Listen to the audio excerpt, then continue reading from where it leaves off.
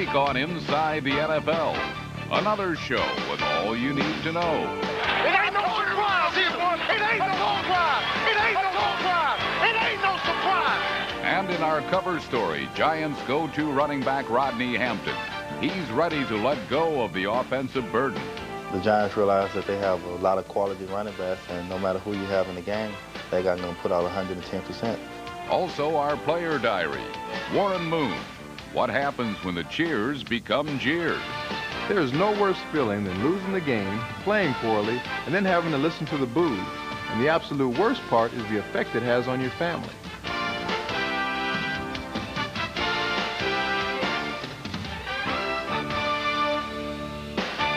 And now, the show the pros watch, Inside the NFL, with your hosts, Len Dawson, Nick Bonicatti, and Chris Collinsworth. Hello, everybody. Welcome to this week's show. Chris, there should be a smiling Nick Bonicatti over there because this past week in New York City was the Sports Legends Dinner. It's to raise money for the Miami Project, the largest research center in the world dedicated to finding a cure for spinal cord injured people. How'd it go? Lenny, was fantastic. We had 1,400 people at the Waldorf Astoria, and thanks to great sports legends like Chris Everett, Flo Joe, Mike Dick, and Roger Staubach, and many others, we raised over $1 million for very valuable spinal cord research. Thanks to you, because I know you put an awful lot of time and effort into that project. Let's talk about football. Quarter of the season over so far, and Chris, if I said who's the unexpected pleasure team, who would you say? Seattle. Without question, they've been a real shock to me so far in the season. Last year, they were the worst team in the history of the NFL offensively, but this year they have Rick Meyer. Bobby Ross, the coach of the Chargers, compared him to John Elway, but Lenny, he looks like a young Joe Montana. The way that he slips that pass rush, makes those off-balance throws, Rick Meyer is going to be a star. Well, in the NFC, the Eagles are a surprise, but to me, the biggest surprise is the New York Giants. Dan Reeves took a depleted defense, added linebackers Carlton Bailey and Michael Brooks, and with Keith Hamilton's 5 sacks, the Giants' defense is now the #1 in the NFL. In the Central Divisions, Detroit and Cleveland lead. But bear in mind, Detroit has the benefit of that 5th-place schedule. Those are the surprises. Chris, what about the disappointments? Houston is at the top of my list. Either Jack Pardee or Buddy Ryan has to go because it's just not working with those two guys together. There is no excuse for a team with that kind of talent to be 1-3 at this point in the season. Well, the NFC, the biggest disappointment has to be the Green Bay Packers. Brett Favre is feeling the heat in the kitchen. Teams are blitzing him with good results. I don't understand the stubbornness of general manager Ron Wolf and not signing Tony Bennett. That's killing that team. And Terrell Buckley and that secondary giving up late game touchdowns is costing them wins. Bad news for the Packers. Last year, at least, they had an offense. This year, they don't have an offense or a defense. Even with all the money that they have spent, I guess it shows you really can't buy a championship team with money. Last week, 2 teams off to a surprising start. The Eagles and Jets met at the Meadowlands, and one player called it a measuring stick game. Well, this one measured up to expectations. Oh, it's going to be a fun day today, guys. Oh, it's going to be a real good one today. Get that monkey off our back. Get rid of this AFC and NFC bull today. Oh, man. Do I know him? I'm tired of hearing about him. Ready to put that monkey to rest, man. Get that potato sack off of my head. Same team, man. On a mission, baby. And heck with that 3-0 record. We 0-0 right now. It's one season. Past don't mean nothing. It's only the present. Go, baby. The present controls the future. Hey, we know what we got to do. And no need to talk no more. I ain't got no pep talk. Nobody need no pep talk. They in the way of us going 4-0. We going 4-0. Do the job. Team on 3. 1, 2, 3. The Eagles may have been intent on burying the pass, but the Jets were equally intent on burying the bird. Looks over the middle, fires the football to Johnny Mitchell for a touchdown. A flawed Eagles defensive scheme ensured that Mitchell's first score wouldn't be his last. Listen up here. You want to annihilate them? 19M. If they go over here to the slot. You see that? 19-0. You just go to 19.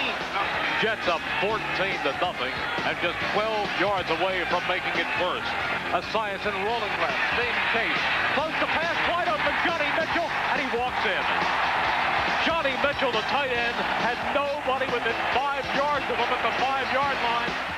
It ain't no surprise either. It ain't no surprise. It ain't no surprise. It ain't no surprise. Hell yeah, it ain't no surprise. And the got themselves a big hole. Slot to the near side. Cunningham straight back. He's being chased. He starts to run up the middle. He throws the football down. Incomplete pass. Oh, and Randall's hurt. Randall's hurt. Randall's coming off with a limp, and the Jet fans are cheering. The Jet fans are looking to the left side of the Eagles bench where Ovo Davis and David Price, the Eagles trainers, are working on Randall Cunningham's knee. Man, this is unbelievable. Cunningham was later diagnosed with a broken leg. And while Esiason and the Jets thought the Eagles might throw in the towel, Bubby Brister simply threw strikes. Brister under center. Third down. He's back under a rush. Fires the pass. Complete to Bavaro. Leaps over a man. Any momentum that score generated, however, was quickly surrendered. Single setback, Blair Thomas. Play action. Esiason loops it to Johnny Mitchell running down the near sideline. And Johnny Mitchell brought the pass, put on the brake, cut back to his right. 5 Eagles overran him. Then down the field, Wes Hopkins had a shot to make a tackle. He missed him, and Eric Allen missed him at the 4. And the Jets come up big. And the Eagles are back in a hole. Home field is on! AFC is the Jets! Reports of the Jets' home field advantage proved premature.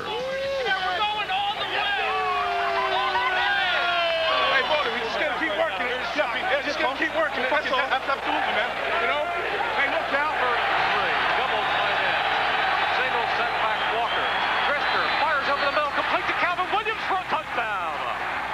Calvin Williams' score helped the Eagles tie matters, but a subsequent safety gave the Jets the lead. But not a sense of safety, as no lead seemed safe in this thriller. Esiason play action. He's back. He's firing. And it's intercepted again on the far side of the field. Intercepted by Allen. Spinning at the 10. Out to the 15. The 20. Cutting to his left at the 25-30. Allen at the 40. Allen at the 45-50. 45-40. Eric Allen down the far sideline. Stepped over a man. He's going to go! Eric Allen! Eric Allen with the miraculous return of an interception. And the Eagles take the lead. The bubble has burst for Boomer Esiason. And the Jets come out with no points. And that is some bad tackling by the Jets offense. You don't expect them to be tackling, but all of a sudden it goes from 30 to 28. Now it's 34-30 Eagles. Eric Allen with an absolutely miraculous return. And now, is this the miracle of Meadowlands 3? This game should be in a museum. 4th down and 7. The Eagles can win the game if they stop the Jets from a first down on this play. Hey, we can do it, baby. Let's go. First down, Ryan. First down. 4th and 7 from the Eagles' 28. Mathis in motion. Esiason back. He's rolling. Still rolling. He's looking. He's going to try to run. And he is biked out of bounds, and he won't get the first down. He won't get the first down. Byron Evans flattens him, and the Eagles are going to win this game.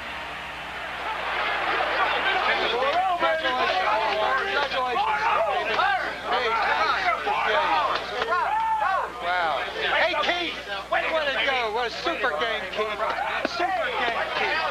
Hey, Eric, what a super game. Damn it. Take that to the bank. 4-0 and on the go. And it feels great. God, it feels good. Woo! I'm going to Disneyland. I'm going to Disneyland. Last Sunday, the Bears were celebrating their 1,000th game in franchise history, and Chicago's defense, with extra effort from the likes of Trace Armstrong, honored the occasion by shutting out Atlanta. Chicago didn't score any touchdowns either, but they did put points on the board thanks to 2 Kevin Butler field goals, 1 good for 52 yards. Clean snap, clean place, kick rises to the upright, and it is good! Time was running out for Atlanta, but the Falcons only needed a touchdown and were finally able to drive downfield. On 4th and 6, they put the Bears' defense to a final test. Ball to the 13, this is ball game. Tolliver ducks in under center, he takes it, he's back to throw. Under pressure over the middle he goes, he's got his man, right, and he's cut down short of the first down. Chicago sent Atlanta home for a bye with their 5th straight loss. Richie Pettibone was hoping to avoid another loss for his team Monday night in Miami, but on only the third offensive play of the game, the Dolphins proved it wouldn't be an easy night for the Redskins. Here's Marino in the shotgun. Throws to the near side of the field. It is caught at the 40-yard line. Here's Tony Martin with a football. He's going to go the distance to the 20. Tony Martin's 80-yard score and a touchdown by Mark Higgs gave Miami a 14-0 advantage. But after replacing Kerry Conklin with Rich Gannon, Washington battled back. Rolls right, being chased. Looks in the end zone, throws in the end zone. Touchdown, Washington Redskins. The Redskins were down by 7, but Miami stopped their comeback in the final minutes. Fires across the middle. It is intercepted. Picked up at the 50-yard line by Vincent. Troy Vincent's interception assured Washington would fall to 1-3, the bottom of the NFC East, while Miami heads to Cleveland tied atop its division at 3-1.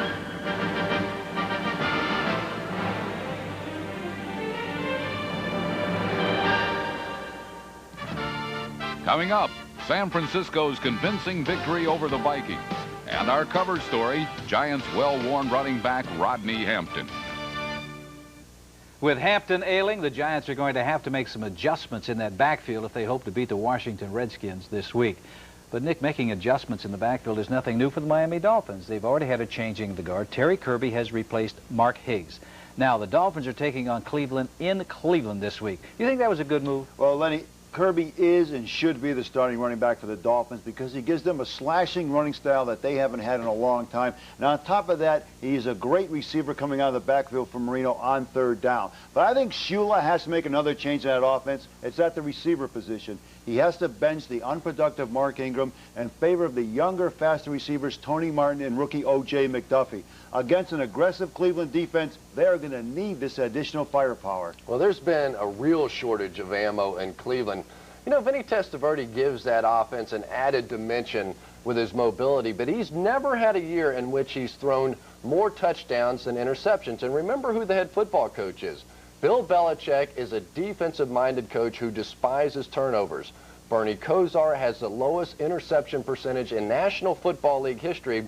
So Belichick would like to play Bernie Kosar, but Bernie's about to play himself out of that lineup. Chris, I believe that this is the most important game of Bernie Kosar's career. I think he is under tremendous pressure. He has never had to look over his shoulder about being taken out of a ball game. He's been taken out of the last 2 ball games because of ineffectiveness.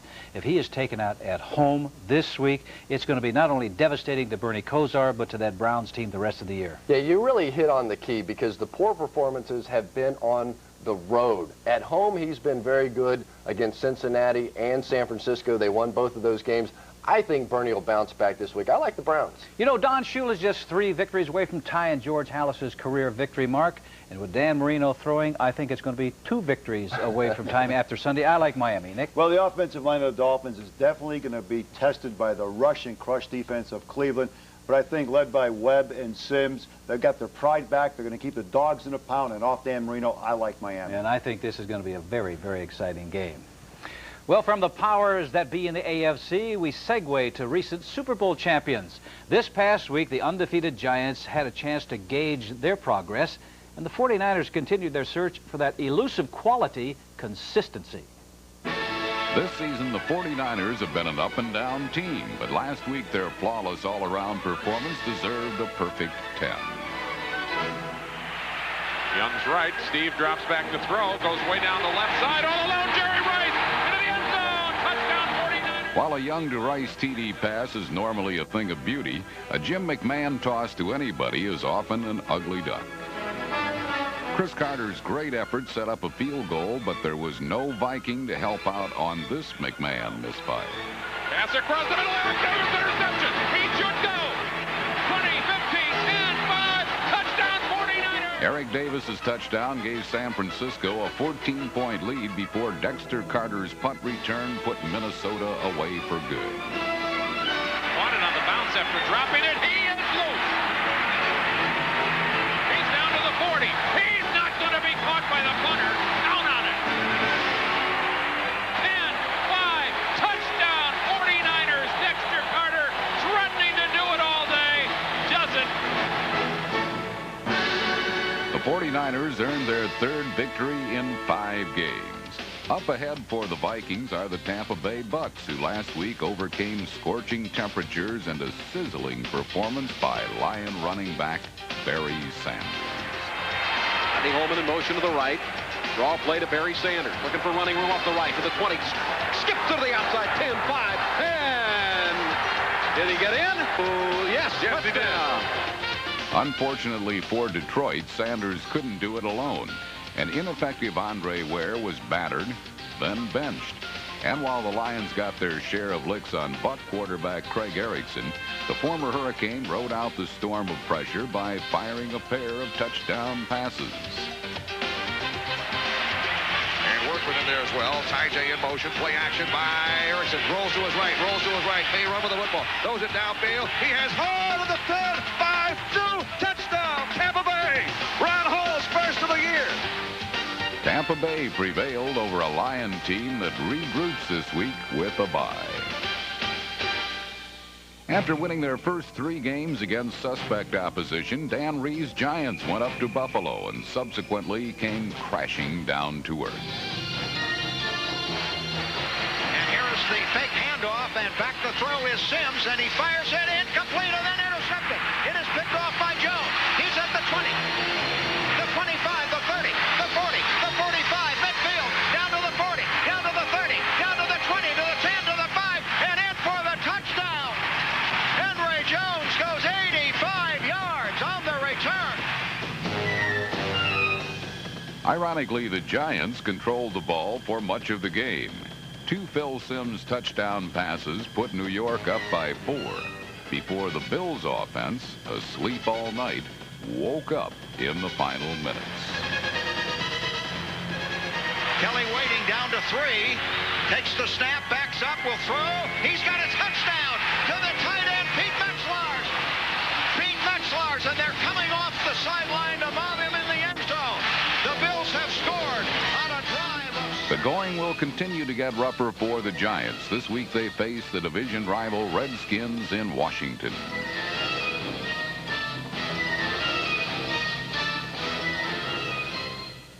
And this NFC East battle really is important for the Redskins because a loss would make their record 1-4.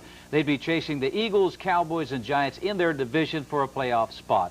And gentlemen, if they lose, I think they got 2 chances, slim and none, to make the playoffs. Your keys to the game. Well, the Giants are definitely going to miss the running of Rodney Hampton. He is out of this ball game. But the key to the Giants' offense is a healthy offensive line. And this week they get guard Eric Moore off suspension. And against the 26th ranked defense of the Washington Redskins, which I think is less than intimidating, Phil Simms is going to have plenty of time to sit in that pocket and look downfield and look for the recently not so reliable and short-armed receivers of Sherrard and Jackson. You know, every single year you do the same thing. You start banging on wide receivers. Chris, he didn't say you had alligator arms. Yeah, don't be so sensitive. Right. Your arms are shorter than anybody's. I want you to know that. But you were right about one thing.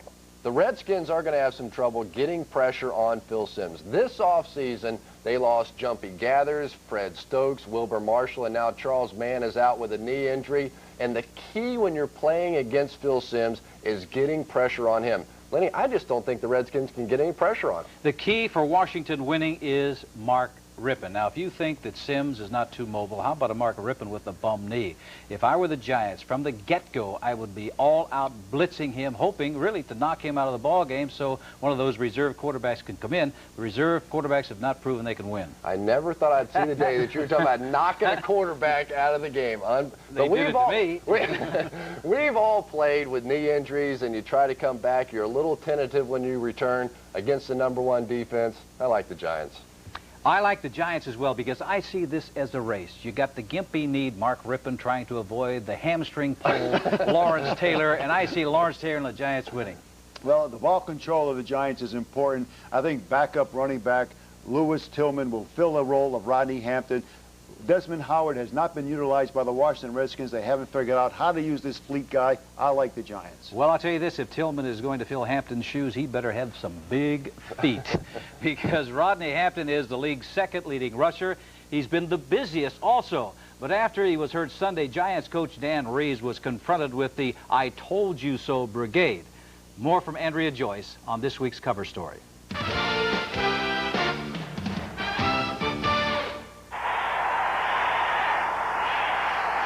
kept asking Rodney, "Are you okay?" And Rodney said, "You know, I'm fine."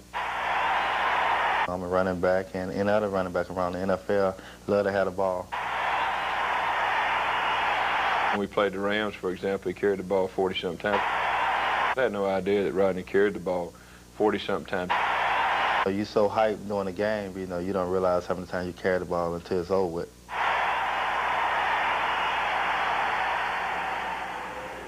Next month, New York hosts one of the world's most famous marathons, and the 25,000 runners expected are all wary of the wall, that point at 18 or so miles, when the body may shut down. Well, the New York Giants have their own marathon man. Running back Rodney Hampton has been averaging an incredible 31 carries a game, but that workload has left many waiting for him to hit the wall. On Sunday night in Buffalo, Hampton ran into a wall of Bills. His 124th carry of the young season resulted in a sprained left knee and ankle. Against Buffalo, I got twisted up pretty bad. Played with Bruce Smith, and I don't recall who was the other guy. I tried to spin out of a tackle, and next thing you know, I've been limping for the last 2 days. 41 carries against the Rams, another 32 against the Bills. Hampton has been on pace to smash the NFL record for carries in a season. But that's not welcome news to Giants head coach Dan Reeves. It's a warning. Reeves played running back for the Dallas Cowboys in the 60s and 70s. He knows there's a limit to what a player can endure, and Hampton has reached that point. You don't want to carry the ball 40 times a game because there's no way you'll make it through the season. I wish I had one less carry for him in Buffalo. After the game, when the guy told me I carried the ball 41 times, I was like, find the ice, fill up the ice bucket, I'm going to jump in it. As Hampton tries to rush back into the lineup, Reeves already is planning to reduce his role. We do have to be smart and have to be on a pace at where we can, hopefully have Rodney at the end of the season in the 16th game and not wear him out early in the year. Lewis Tillman, who provided a burst of excitement off the bench Sunday, will be getting more work, as will Dave Meggett, a specialist likely to move into a general assignment role. I'm a team player. I want to do whatever I can to make this team better. And then by Lewis coming in and having a good game the other day, I feel that it'd be good for Lewis to come in, because by Lewis coming in, it'll make this team better. This is why the Giants need Hampton healthy. He's an uncommon combination of size, speed, and vision. Feeling, I don't know, you so pumped, you make a guy miss and you hit a crowd, you just be pumped up. You're like, bring it on, bring the next guy on. Could Hampton be the best Giant back of all time? Well, here's the competition. The glamorous Frank Gifford, a back and an end in the 50s and 60s. Ron Johnson, who in 1970 became the Giants' first 1,000-yard rusher. And the little big man, Joe Morris, a star on the 1986 Super Bowl champions. After just 3 seasons, Hampton is 8th on the all-time Giants rushing list. This is a young man who loves the competition. And though banged up, he expects to play this week. One more deep breath. Exhale. Yesterday, I was bad at walking. Today, I'm walking pretty good. So if my progress continue to develop like it's been doing the last 2 days, you'll see Rodney Hampton in uniform Sunday. My father and my mother, they always told me, never be denied. Whatever you want, don't let nobody give it to you. Go out and get it. After we visited with Rodney Hampton, his hope of playing this week was dashed. Hampton underwent arthroscopic surgery Thursday on his left knee, and at this point the Giants expect he'll miss at least 2 games. Also on the NFL Newswire, the Eric Dickerson story. On Tuesday, he thought he'd been waived by the Falcons. On Wednesday, he didn't show up for practice. Then, citing communication problems, head coach Jerry Glanville said the Falcons wanted to keep Dickerson. On Thursday, he was back with the team. And in Kansas City, weary of questions about Joe Montana's status this week, head coach Marty Schottenheimer consulted with higher powers. Very cloudy in there. Some sense of uncertainty. Percentages 50-50. Unfortunately, Marty didn't have HBO's Swami hat and crystal ball. And as I gaze into it, I see that since Joe did not practice on Wednesday or Thursday, he won't play on Sunday. I also see that our Gary Myers, he doesn't need a Swami hat to provide us with inside info on the NFL. Right now, he's with Chris. Well, Lenny D, you may not know this, but I've got my own crystal ball right here, and it says that Mr. D has lost his mind. Have you ever in your life? You believe this guy? I love that. Let's talk a little football. Dan Reeves got his first taste of you nasty New York media types this week. A lot of people are questioning, did he use Rodney Hampton too much? Well, Chris, Reeves got a little testy this week when I asked him whether 70 carries in the last 7 quarters was a little bit too much for Hampton. He said his basic philosophy on running backs is, if they tell him he's tired, he takes him out. If he thinks they're tired, he takes him out. If someone can tell him that if you limit Hampton to 20 carries a game, he wouldn't get hurt, he wouldn't let him carry it more than 20 times. But he says you can easily get hurt on the 5th carry or the 35th carry. He just plays to win. There was also a controversial decision made about Lawrence Taylor. What's been the fallout from that? Well, it did prompt a meeting this week between Taylor and Reeves, and the reason is for the first time in his 13-year career, Taylor got taken out of the game, and it wasn't his choice. The coaching staff thought he was limping, he had a bad hamstring, and they pulled him out and basically told him they want him there for the whole season. They weren't just concerned about one game. Well, whose decision was it to take him out? It was Dan Reeves' decision, and what Taylor told Reeves in the meeting was that he thought it was Mike Nolan's decision, the defensive coordinator, and that's why he didn't go to Reeves on the sideline to complain about it, because he did not want to go over Nolan's head. All right, well, let's leave New York for a while and go to my home state, Ohio. There's a big quarterback controversy going on in Cleveland. Bernie Kosar just received a $27 million contract.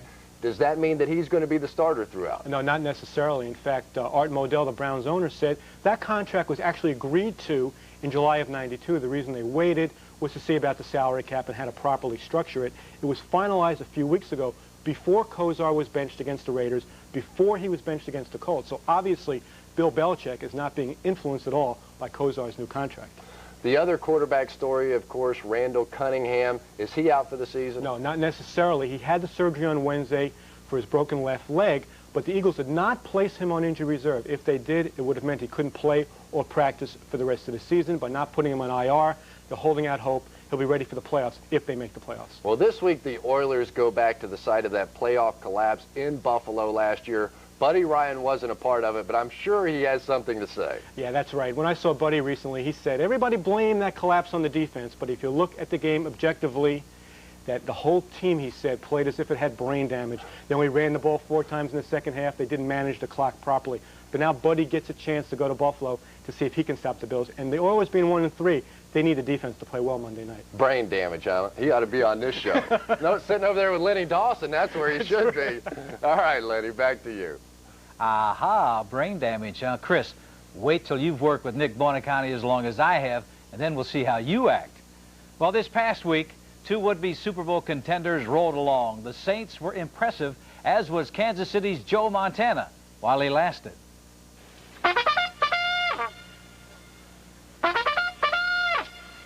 We're going to win today.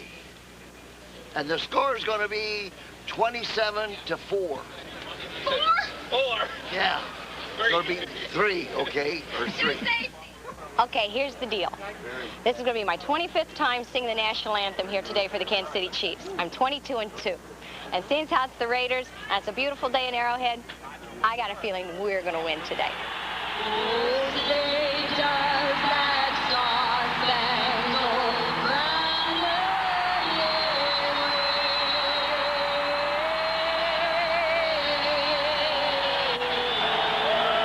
It was indeed a star-spangled day in Kansas City, complete with America's most celebrated quarterback and one of football's most emotional rivalries.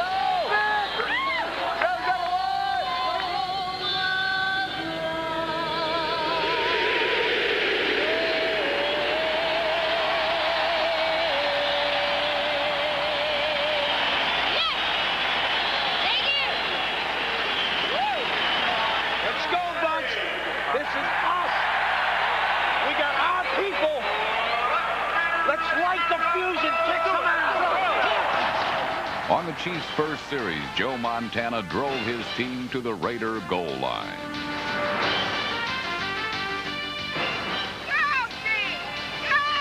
And everyone expected ex-Raider Marcus Allen to get the call for the touchdown. He falls away, hands off to Martell. It's a fake, and he goes in the end zone. Touchdown! Joe Valerio.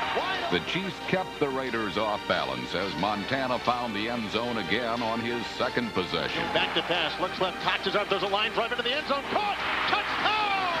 Oh, baby, what a play!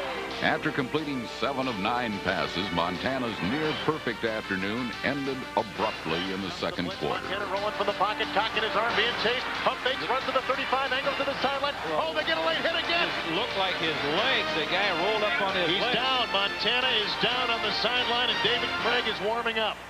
Montana's pulled hamstring forced Dave Craig into the game. Come on, baby, blow him off the ball. And Craig knew exactly who should get the ball as Marcus Allen beat his old teammates for his 100th career touchdown and a 21-3 Chiefs lead. It was a milestone to savor for the longtime Raiders star.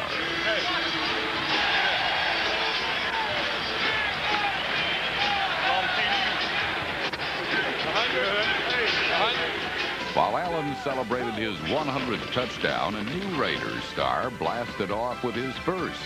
Winds up, arches a pass down the near side. He's got Rocket, and over the shoulder catch, touchdown. Rocket Ismail's fourth quarter score, however, was nothing more than a temporary setback for the Chiefs and their fans. Let's go, Chiefs! Kansas City's fans were as ravenous as its defense. And it was number 90, Neil Smith, who accounted for 4 of his team's 6 sacks. After hammering the Raiders, the Chiefs hope the youthful enthusiasm of their defense continues to help them grow into a championship contender this Sunday against the Bengals. We are about to begin a long winning streak by taking it one day at a time, 1 week at a time, 1 victory at a time. Our purpose now is Cincinnati and nothing else. That's it. Seattle's purpose last week was a 3rd straight win, and rookie quarterback Rick Meyer was fired up and ready to deliver. Number 3 is proving to be worth the Seahawks' number 1 pick in last year's draft.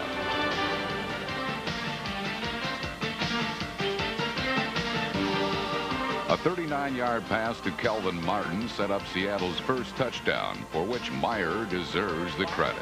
Setting up, stepping up in the pocket. Hey, Ryan gets the goal line. Touchdown. Meyer may not be the top-rated quarterback yet, but he's playing better than Stan Humphries. Humphries completed just 12 of 27 Sunday, and when his receivers were not extending themselves to grab his passes, they were catching a face full of Seattle's defense instead. Even with Dan McGuire in for Meyer, the Seahawks offense kept coming as well. Straight back, looking with good protection, down the middle, fires, and caught for a touchdown. Meyer returned, however, to deliver the final blow. Meyer looks to the right, bobs in the end zone to Kelvin Martin out there. Got it! Touchdown! Seattle soundly beat the Chargers, who face Pittsburgh this Sunday.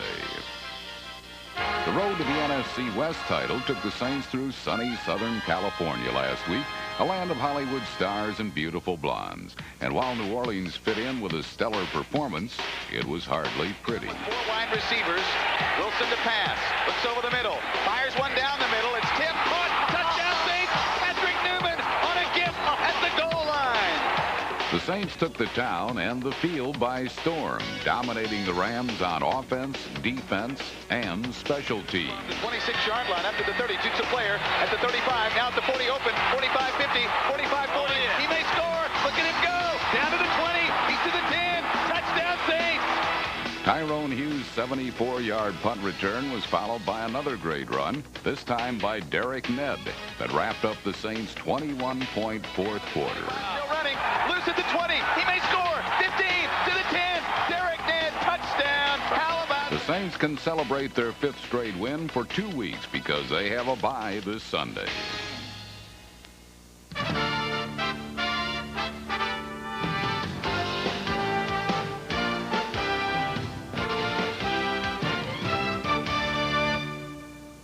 Despite trading linebacker Pat Swilling, the Saints lead the NFL in sacks and they're on pace to sack enemy quarterbacks over 60 times this season.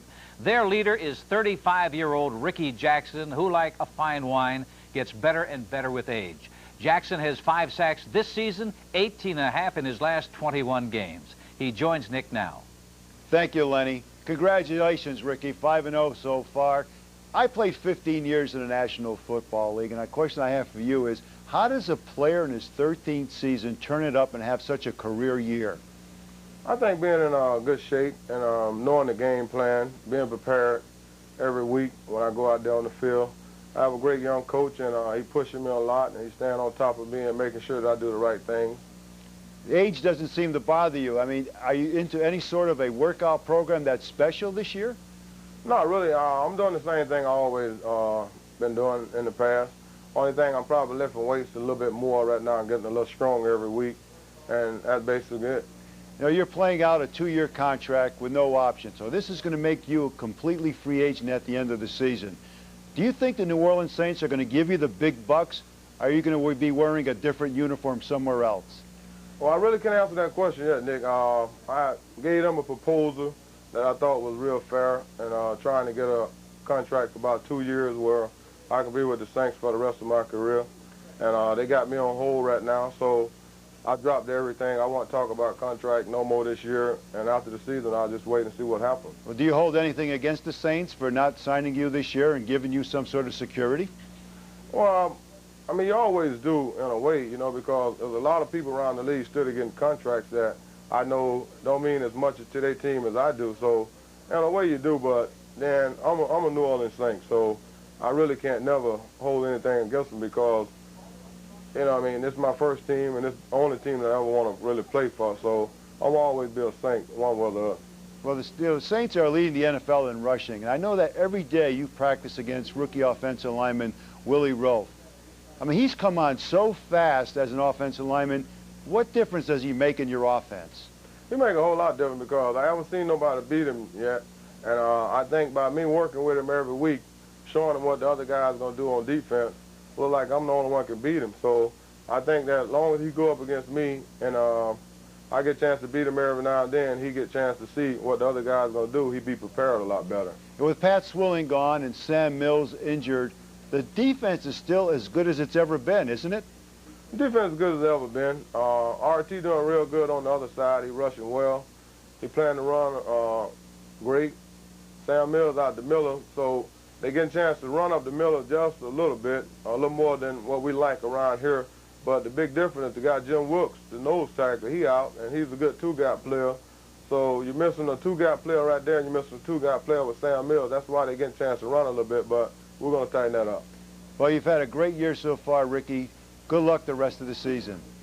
All right, appreciate it, Nick. Back to you, Lenny. Nick, thank you very much. Chris, I want you to explain something to me because you do such a great job of it. Oh, yeah. Ricky Jackson said that Wilkes, the nose tackle, was a two-gap defensive player. Does that have anything to do with his teeth? No, but you know what it means. All it means that as a defensive lineman, you can't be as aggressive rushing the passer because you are responsible for the gap on either side of the man that's blocking you. So you got to take control of that guy and you can't go anyplace. I think Ricky Jackson would prefer to be a one-gap guy. That means go right after the quarterback. That's what he does it very well, too. Last week, 2 road trips ended in predictable results. The Indianapolis Colts were smoked in Mile High Stadium, and the faltering Packers got whooped in Texas by the resurgent Cowboys. The Pack, baby! We're back! This year, America's original team! We need a W today is what we need, though. The Green Bay Packers knew that victory in Texas Stadium would be out of their hands. Those hands are worth a lot. A whole lot. You're going to see what they're worth today. Deep. Real deep. But deep in the heart of Texas, every cowhand welcomed back superstar running back Emmitt Smith. Field the ball cleanly back there, Coringel. Okay, front line, be ready. Marcus, make sure you're looking for a special kick, like a dribbler or something. Look at me, look at me. Packers special teams were warned about an onside kick. Right, we're gonna convert. Let's go get their ass. 1, 2, 3, go! In the second quarter, Eddie Murray's wrong-footed kickoff and impeccable execution yielded a perfect play. The Packers' Marcus Wilson, number 29, was knocked off the ball by number 39, Derek Gainer, and the Cowboys recovered the free football.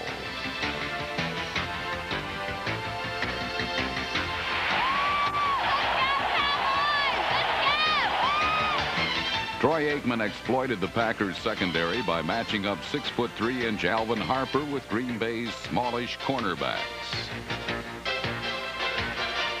Harper not only out-jumps defenders, but out-races them as well. And his gaudy 27 yards per catch is the best in the NFL.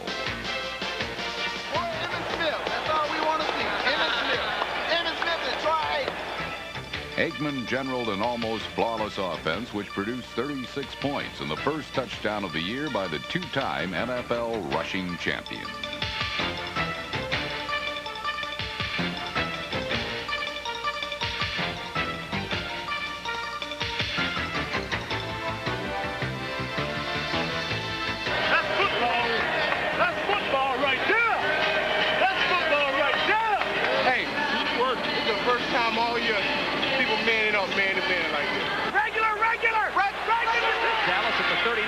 To throw.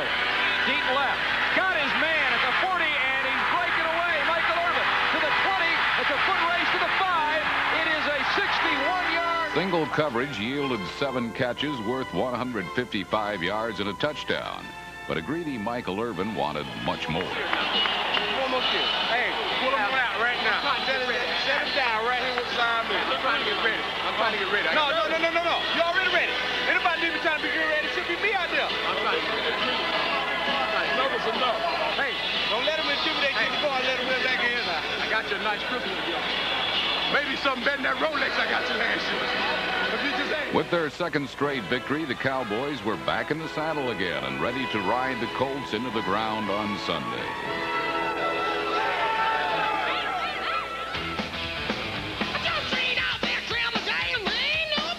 There's nothing like the sound of heavy metal in the morning. But by late afternoon, the Colts were suffering from metal fatigue as the Denver Broncos ripped them apart bolt by bolt, rivet by rivet.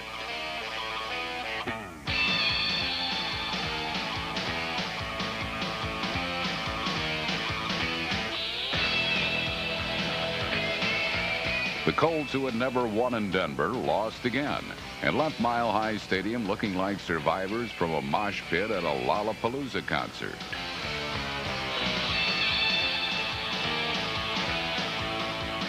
John Elway, however, looked spit cleaned and spotless, and he drove the Broncos to touchdowns on their first 4 possessions. The reverse coming, and it's going to be a pass by Marshall. Wide open, Russell, touchdown! While the underrated Broncos have been a major surprise this season, their next opponent, the overrated Green Bay Packers, have been the season's major disappointment.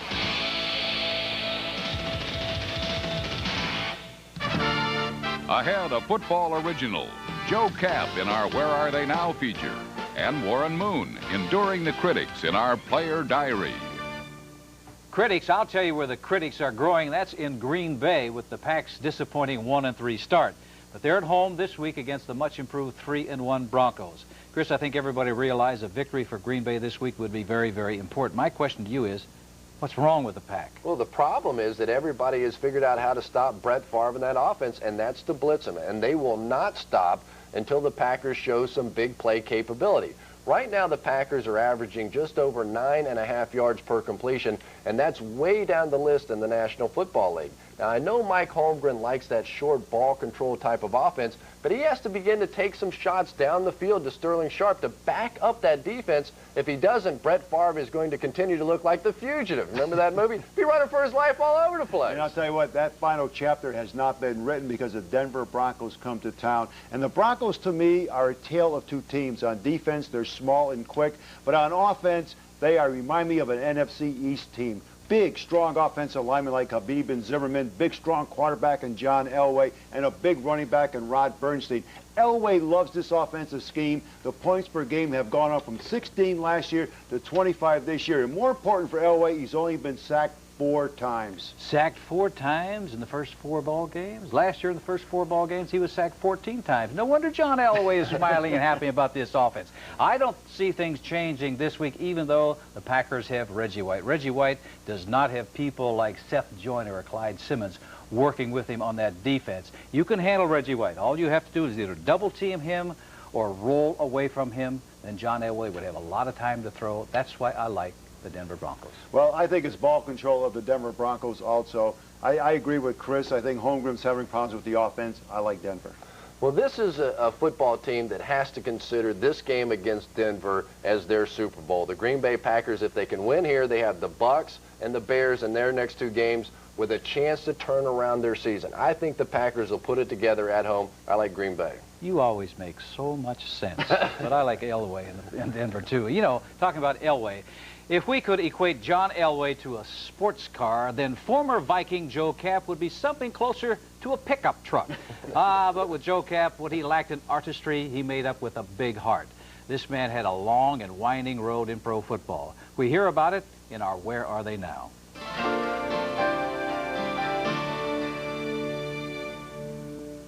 I had so much fun playing quarterback, I think it showed. I learned from the old school, you didn't run out of bounds, you were a complete football player. As a quarterback, your job is to help other players on the team as best you can and get the job done. That's my definition of how to play the game. Joe Kapp loved the game of football, but his brief 4-year career in the NFL was a turbulent one. It was the business of pro football which always got in the way. But this tough Chicano was always prepared for battle. An All-American out of the University of Cal, Kapp always expected to play in the NFL. When the Redskins drafted him in the 17th round, a dejected Kapp opted instead to go to Canada. 8 years in the CFL, Kapp became an accomplished veteran. Then in 1967, Kapp left the Canadian League and made his way into the NFL. To be able to go to the Minnesota Vikings at 29 years old, rookie in the NFL, after 8 seasons in Canada, we had won the championship up there, won the Grey Cup, but I had that urge, that real desire to come back to the National League and compete against NFL-type players. Joe inspired teamwork with the motto 40 for 60. 40 men giving it their all for 60 minutes on the field as he quarterbacked the Vikings to Super Bowl IV. But a poor performance led to their defeat. With his contract expired, Kapp was traded to the Boston Patriots. And now you become a migratory football worker.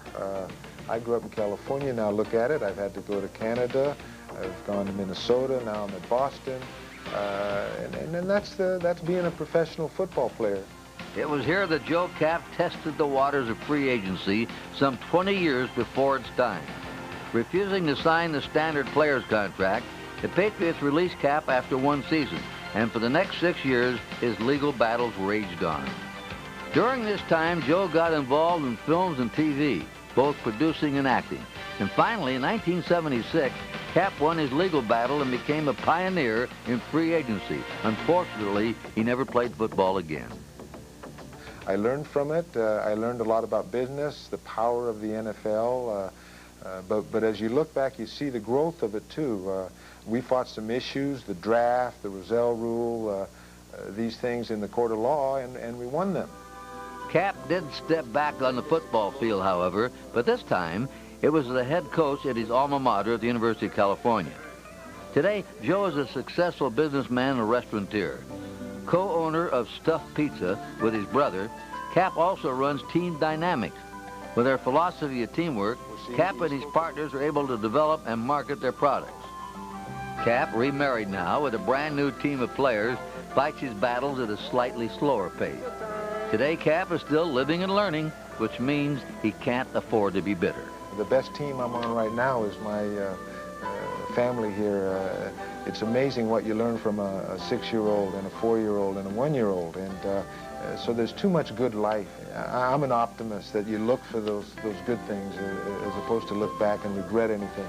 You learn from the past. You just try to make new and better decisions from the battles that you fought in the past.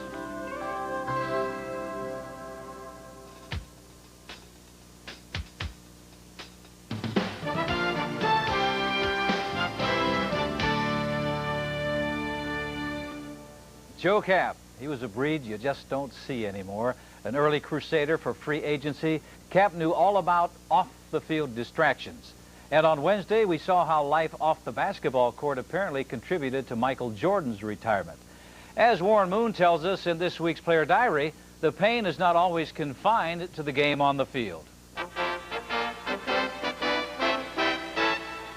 There is no greater feeling in sports at any level than to hear the cheers of the crowd. Not only do you feel the thrill or the rush inside, but this feeling is also shared by family members and friends. By the same token, when those cheers turn to boos and name-calling, you sometimes want to find a rock to crawl under, and your family feels for you too. On occasion, my children have had to experience the unpleasant feeling of hearing their dad being booed. People tend to think this game is all glamour and good times. Players make good money and have fame and community status, but we, as well as our families, are human, with the same sensitive feelings as everyone else. There is no worse feeling than losing the game, playing poorly, and then having to listen to the boos. And the absolute worst part is the effect it has on your family. After a recent loss, my son Joshua came to me in the locker room with tears in his eyes. In an instant, I go from Warren the football player to Warren the dad. I hugged him first and I asked him what was wrong. He said, "I'm tired of people booing you and calling you names." I told him people tend to blame the quarterback when things don't go right, that people expect a lot from me, and when they don't get it, they're very disappointed. And I also explained there is ignorance in the world regarding race, and if he could somehow be strong and develop tough skin, it would help me to be strong, because the booing only bothers me when I know it bothers my family. As my children get older, I hope they will understand our situation. I doubt it. It's human nature to hurt for the ones you love. That's why I must remain strong to help heal the wounds this sport may inflict on my family. I must remain strong because this game will never change, and fans will be fans, will be fans. For those of us who have played for any length of time in the National Football League, I think we can understand what Warren Moon is talking about. But there is a bright side. If you win on Sunday, it changes the attitude of those fans. I don't know how Houston's going to win, Lenny. I understand the coaches communicate by mail these days. I didn't know that. He's strong. He's tough, isn't he? Let's see how tough he was in the pick segment last week. Not so bad. Not so bad. Chris, yeah. For the season, Chris again. Now, you were with me last week, and all of a sudden you left me. Trust me, you'll be back. All right, earlier in the show, we discussed several games and made our selections. Now it's time to pick the rest of the games. First, the ones that we agree on. The Cowboys will win their third in a row, beating Indianapolis. Jack Trudeau will most likely start for the Colts. Kansas City will defeat Cincinnati with or without Joe Montana. Phoenix will get by New England.